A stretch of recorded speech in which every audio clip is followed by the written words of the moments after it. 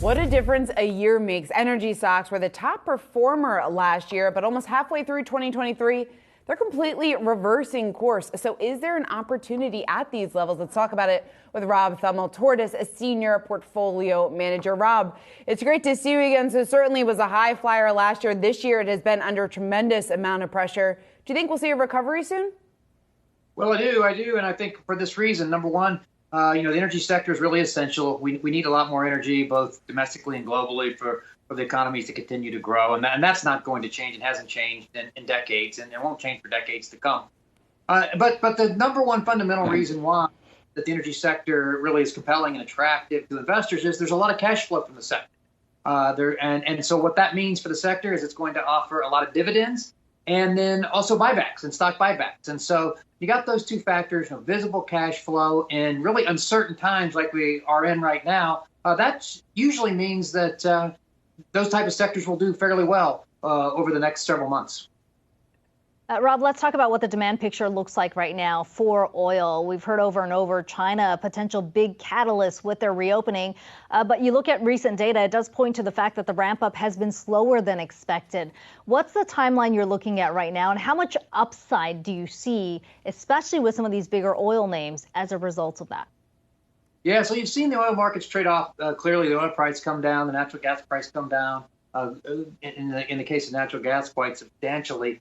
The first quarter is always tough for oil markets because you've got a lot of refineries that are offline, so oil demand drops temporarily. The whole world is waiting on when does the Chinese economy reopen, and it's gradually reopening. And so we expect the demand for oil globally in China to grow and accelerate throughout the rest of this year. Currently, the global oil market is probably slightly oversupplied. It's going to flip to being undersupplied sometime in the late second quarter or early third quarter. And when that happens, you're going to see it when the oil market is undersupplied. Typically, you see a positive price response. So we would expect oil prices to rise a bit. And then how does that relate to the energy stocks themselves? If you look at Exxon, Chevron, typically they trade higher when oil prices go higher, and other energy stocks as well. So now with oil prices where they are, that's why we think at Tortoise it's an attractive time to be looking at the energy sector because prices are probably low, they're probably going higher, and that will just result in an uplift of all energy stocks.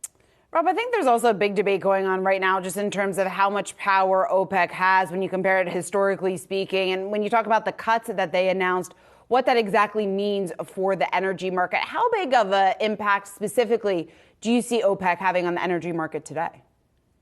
Well, they still cover 40% of the market or something like that globally as far as production is concerned.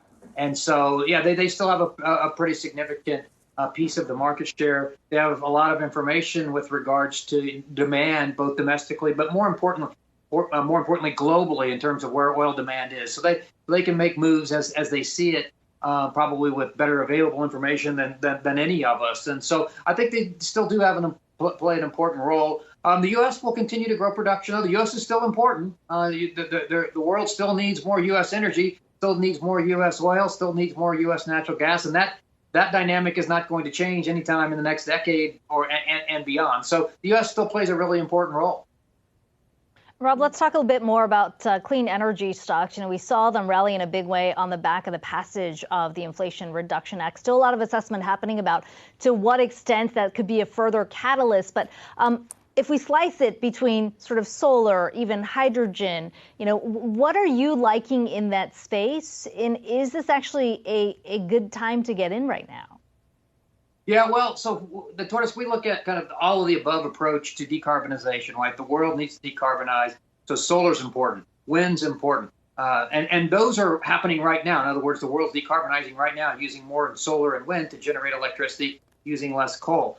In the future, we think there's a lot of potential for things, as you mentioned, like hydrogen and carbon capture. That's important as well. What you need to help accelerate the growth in those areas are infrastructure. And you need more infrastructure and pipelines to be able to transfer the carbon, pipelines to transfer the hydrogen. So we think that's really important and critical in order to get the hydrogen and carbon capture even with the credits, more competitive. Biofuels are also interesting as well. You look at what's going on with renewable natural gas and renewable fuels, basically creating transportation fuels where the raw material is not a fossil fuel. Instead, it's things like used cooking oil. That's really interesting to us as well. And so those are all opportunities for investors as we see over the next decade as well. How do you play the space, though? Well, yeah, that's a good question.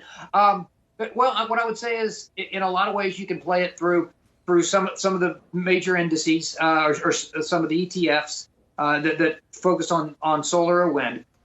Some of the specific companies, well, big picture, Chevron and Exxon are doing a lot in this space as well, but obviously they're predominantly oil and gas companies. So you can play it through, frankly, Chevron and Exxon, because if any of this is going to accelerate, you're going to need Chevron and Exxon to participate. But if you want to play pure play, whether it's renewable fuels or biofuels or things like that, there are companies like Green Plains, which is an example of a company that's actually predominantly biofuels, specifically focused on some of the biofuels that are going to grow, like ethanol and ethanol production and things along those lines.